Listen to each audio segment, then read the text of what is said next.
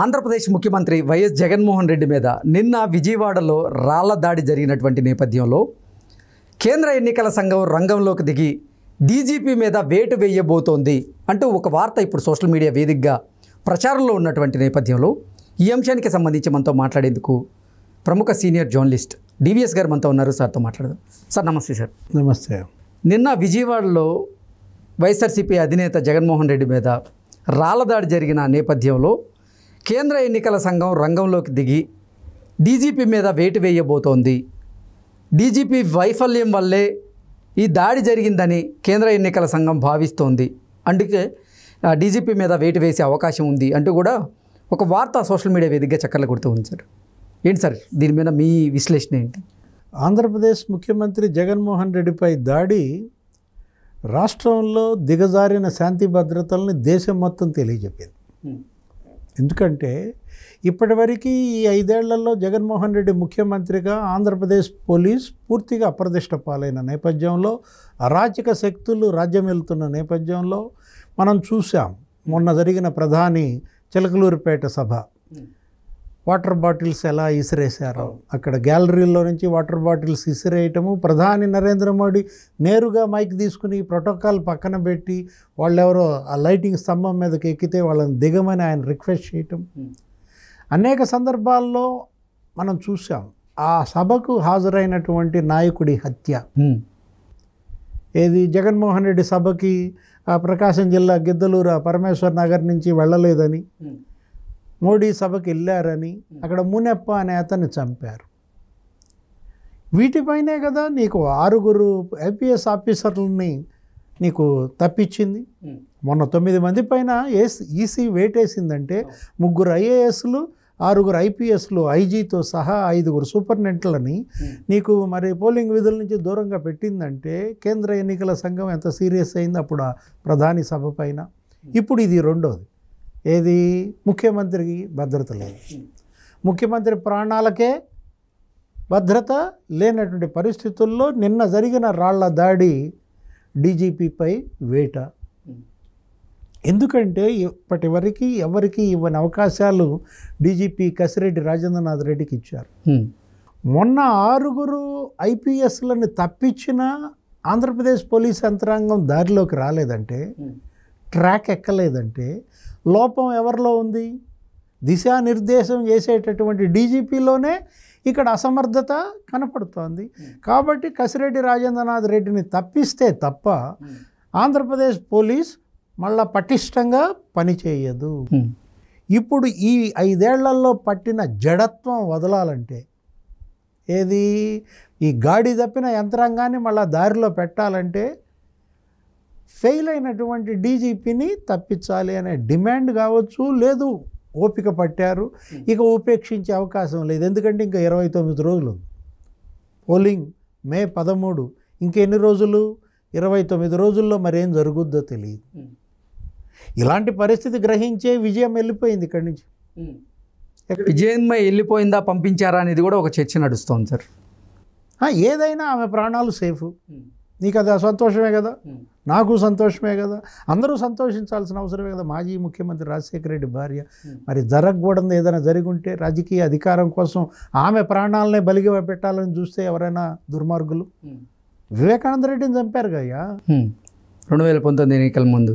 వివేకానంద రెడ్డిని ఎట్లా చంపారు? కిరాతకంగా చంపిన పరిస్థితుల్లో రేపు ఇంకేం జరుగుద్దో ఈ 29 రోజుల్లో అనే భయాందోళనలో ప్రజల్లోనే కాదు, పార్టీ నాయకుల్లోనే కాదు, అన్ని వర్గాల ప్రజల్లో ఉందన్నమాట.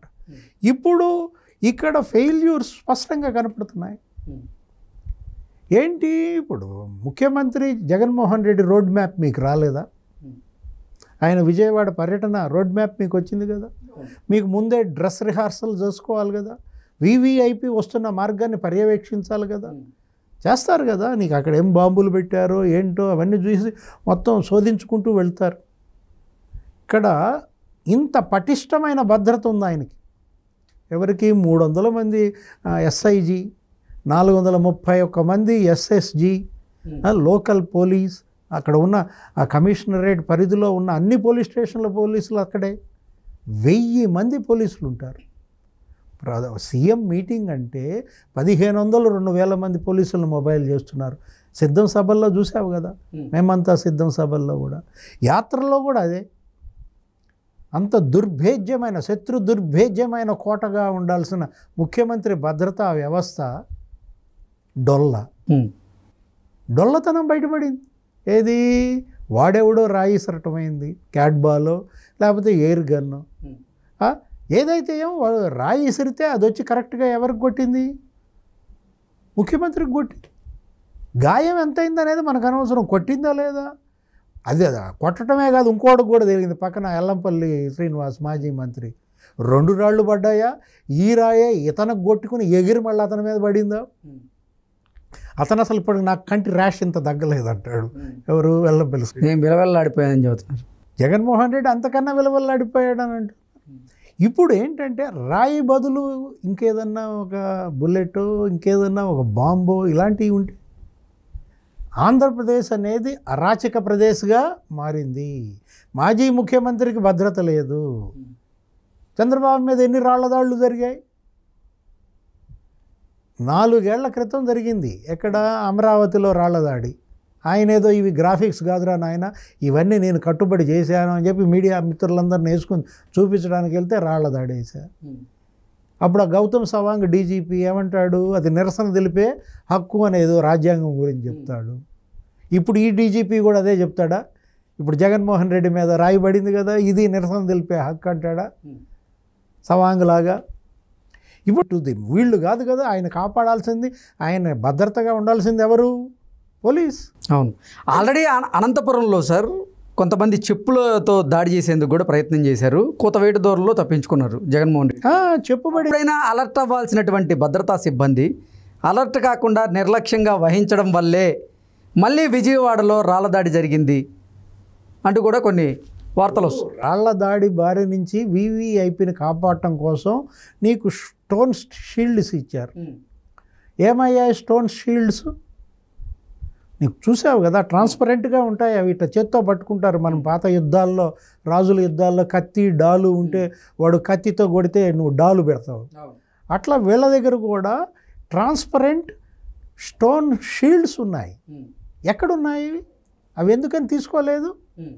ఇప్పుడు అటుపక్క ఉన్నాడు, ఇటుపక్క ఉన్నాడు, ఆ స్పెషల్ సెక్యూరిటీ గ్రూప్ వాళ్ళు వాటిని పట్టుకోవాలి కదా. పట్టుకుంటే వ్యూహంలో భాగంగా తలకు తగలదు అన్నట్లు ప్లాన్ చేశారన్నట్లుగా ఆరోపణలు వస్తున్నాయి కదా సార్. అంటే ఈ స్కెచ్లో భాగమే ఆ స్టోన్ షీల్డ్స్ తేలేదా? ఈ స్కెచ్లో భాగమే ఆ కరెంటు తీశారా? ఈ కాన్స్పిరసీలో భాగమే ముఖ్యమంత్రిని ఒక్కడినే నుంచోబెట్టి వాళ్ళిద్దరు కూర్చున్నారా? ఎవరు? ఆ భద్రతా సిబ్బంది మోకాళ్ళ మీద కూర్చోవడం ఏంటయ్యా? కమ్ముకోవాలి కదా. వీవీఐపీ మీద దాడి జరిగితే నువ్వు చూసావు కదా, ఎన్ని మాట దాడులు జరిగినప్పుడు ఆ సినిమాల్లో చూసుంటావు కదా. మొత్తం రింగప్ అవుతారు, మొత్తం కార్నర్ చేసేస్తారు. వీళ్ళకి తగులుతాయి దెబ్బలు, రాళ్ల దెబ్బలు. ఆయనకి తగలటానికి ఇల్లేదు, ఆయన్ని తీసుకువెళ్ళిపోవాలి రక్షణ వలయంలో. అలాంటి ఇది మరి ఆయనకి దెబ్బ తగిలేటట్టు చేశారంటే, ఇప్పుడు వైఎస్ఆర్ కాంగ్రెస్ పార్టీ వాళ్ళు, మంత్రులు, ఎమ్మెల్యేలు తెలుగుదేశాన్ని తిడుతున్నారు, వాళ్ళే ఏదో చేయించారని.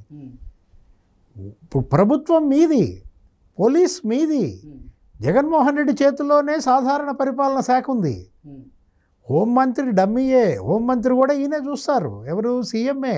సాధారణ పరిపాలన శాఖ ఎవరు ఉందో చేతుల్లో ఉందో వాళ్ళే చూస్తారు. అంటే ఇప్పుడు వైఎస్ఆర్ కాంగ్రెస్ పార్టీ చేసే విమర్శలు ఎవరికి తగులుతాయి? వాళ్ళకే తగులుతున్నాయి.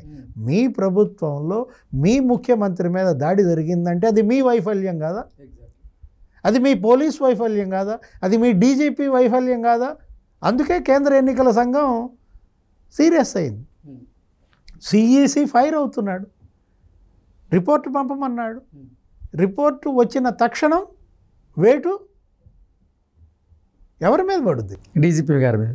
అంతే కదా. ఎందుకంటే ఇప్పుడు డీజీపీని తప్పిస్తే తప్ప వ్యవస్థ ఇక్కడికి వర్కౌట్ కాదు, ఫంక్షనింగ్ పర్ఫెక్ట్గా రాదు. ఈ వ్యవస్థ